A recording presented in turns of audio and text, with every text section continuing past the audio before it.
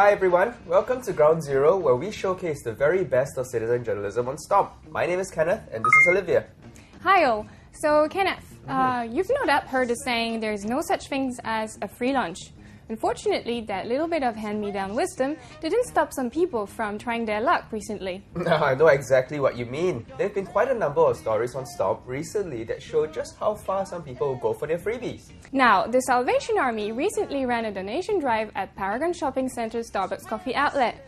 Everyone who donated money to the cause would receive a free cup of coffee. Unfortunately, some people took this to mean that Starbucks was effectively giving out free coffee. Their antics drew many negative comments from readers. Stomper Periphery had this to say to the contributor.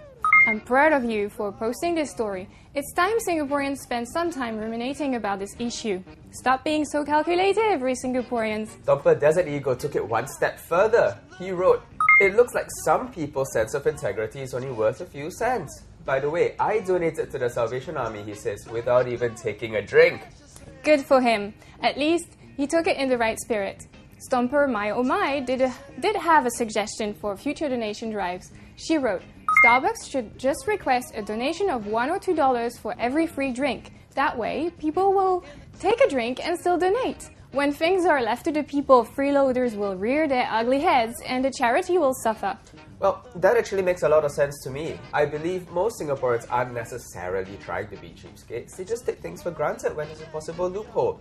After that, they rationalize the whole thing with the idea that everyone else is doing it anyway. Still doesn't make it right though. Perhaps.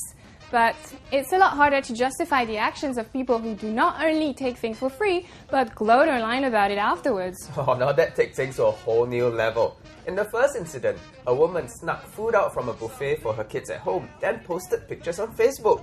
From the way she proudly said she had stolen the food, she seemed rather proud of her deed.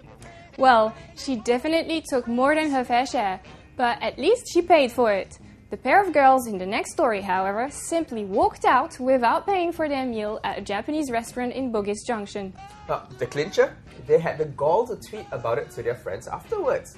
Not exactly remorseful, are they? Not at all. Both stories drew negative responses from many stompers, some of whom were really harsh. I think that's a good sign most Singaporeans do not condone such behavior. I agree. And that's a heartening thought, I think. So, the next time you see someone trying to get away with something they shouldn't, do your part and tell them. Don't just let them off. Maybe then we'll see the end of such incidents. Up next, we look at a very different group of people making waves for the wrong reasons on Facebook. Youngsters apparently spoiling for a fight. Find out what they did in the next clip.